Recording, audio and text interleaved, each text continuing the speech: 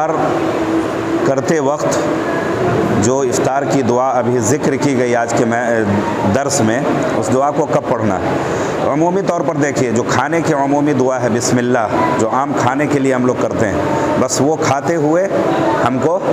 افطار شروع کرنا ہے۔ جیسے ہی ہمارے منہ میں پانی جائے یا کھجور جائے،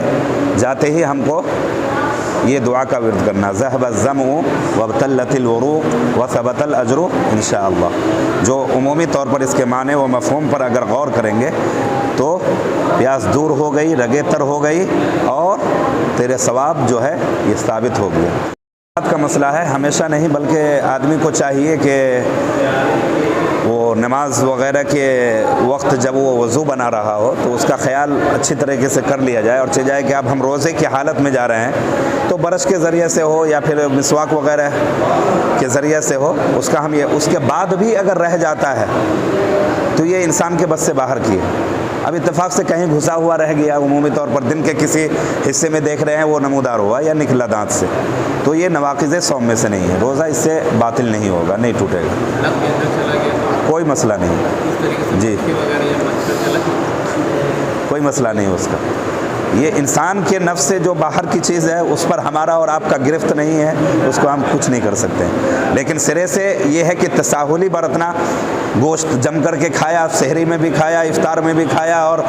دوپہر کے کھایا، یہ رات کے کھانے میں بھی کھایا، اب تینوں وقت گوشت کھائیں گے،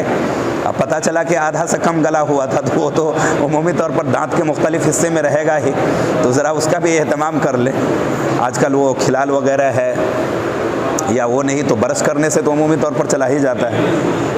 احتیاط کرنے کی ضرورت ہے۔ بلکہ ایسے وقت میں آپ اگر اس طرح کا خدشہ ہو نہیں ہے تو کوئی بات نہیں، بغیر غوطہ کے بھی نہا کر کے آدمی نکل سکتا ہے۔ اگر دیکھ رہے ہیں کہ ایسی صورت ہے جہاں پر مطلب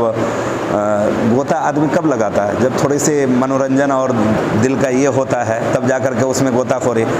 حالت روزے میں ہیں آپ تو اس کا آپ کو خیال تو ضرور کرنا ہے، یا ایسے یہ اور میں یہ سمجھتا ہوں کہ غوطہ بغیر لگائے ہوئے بھی ویسے بھی پانی جانے کا خدشہ رہتا ہے، اس میں منہ میں کہیں گھس گیا، ناک سے اندر چلا گیا، تو احتیاط ہی زیادہ بہتر ہے۔ لیکن اگر عمومی طور پر اس سے بچتے ہوئے اگر غسل کر لیتے ہیں تو کوئی بات نہیں، الحمدللہ آپ کا مطلب یہ ہو جائے گا۔ مطلب سویا تو اس کو مطلب جب آنکھ کھلی تو اس کو تساہلی نہیں برتنی چاہیے تھی، غفلت نہیں کرنا چاہیے تھا، پہلے اسے چاہیے کہ اس سے ہم پاکی صفائی حاصل کر لیں،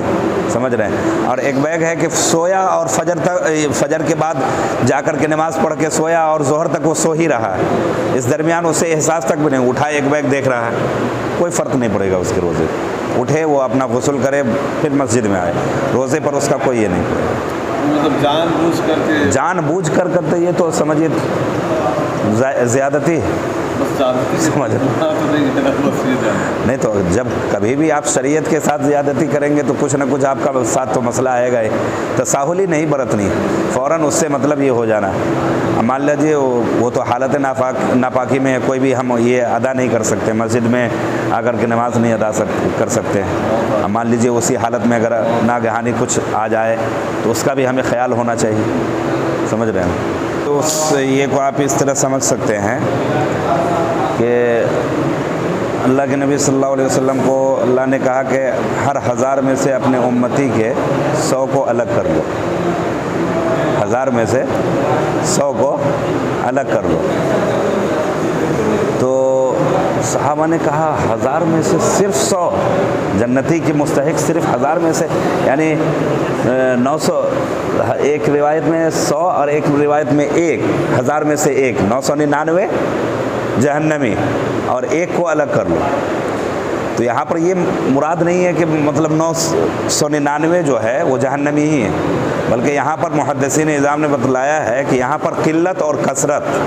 عدد قلت اور عدد کثرت مراد ہے، سمجھ رہے ہیں۔ وہاں پر جہاں پر یہ بتلا رہے ہیں کہ یعنی کثرت جہاں پر مراد ہے، وہاں پر آپ صلی اللہ علیہ وسلم کو یہ بتلانا مقصود ہے کہ آپ کی امت کی تعداد اتنی ہے، سمجھ رہے ہیں۔ اور جہاں پر جنتی کا یہ کر رہے ہیں کہ اس میں سے اتنے کو آپ الگ کر لیں اور 999 جو ہے ان میں سے جہنمی ہیں، تو اس میں سے جو یہ کہا گیا اللہ کے نبی صلی اللہ علیہ وسلم کو، تو وہاں پر عدد قلت مراد ہے، یعنی جنت پتہ یہ چلا کہ جنت ہر ایک کے لیے نہیں بنائی گئی. جنت اللہ رب العالمین کی مخلوق ہے نا، جیسے ہم مخلوق ہے، آپ مخلوق ہے، دنیا کے اور بہت ساری مخلوق ہے. جنت و جہنم بھی اللہ کی مخلوق ہے، اور اس کو بھی اللہ رب العالمین نے انسان کے لیے تیار کیا ہے. تو کچھ کو جنت کے لیے اور کچھ کو جہنم کے لیے. تو جہنم وہاں پر بچنے اور وہاں پر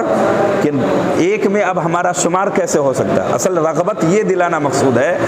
کہ ہم ایک دوسرے سے تنافس، جو الذی خلق الموت والحیات لیبلوکم ایکم احسن عملا، جو ہمارے اور آپ کی تخلیق کا ایک مقصد بیان کیا گیا یہاں کہ موت و حیات کا مقصد کیا ہے. اللہ رب العالمین نے سب سے اہم مقصد جو رکھا ہے کہ عمل کے اعتبار سے تمہارے درمیان بہتر کون ہو، اس لیے آزمانے کے لیے اللہ رب العالمین نے. تو یہ تڑپ ایک بندے کے اندر ہوتی ہے کہ ہم اس سے آگے کیسے بڑھیں. آج ہر چیز میں بڑھنے کا یہ ہوتا ہے، لیکن عمل میں بڑھنے کا بہت کم پایا جاتا ہے. تو اس سے ہم آگے کیسے بڑھیں عمل کے اندر، اس کا جذبہ آپ کو نہیں کے برابر ملے گا، یا صفر بالکل 0% میں بھی اگر اس کو آپ کاؤنٹ کرنا چاہیں گے تو شاید مشکل سے. لیکن اور دیگر دنیاوی تمام چیزوں میں تنافس کا جذبہ جو ہے، ایک دوسرے سے آگے بڑھنے کا ہے. پراپرٹی ہے، مال و دولت ہے جمع کرنے کے لیے، اس میں تو ایری چوٹی کی مطلب زور لگاتے ہیں لوگ. شکراً یا ربی شکراً.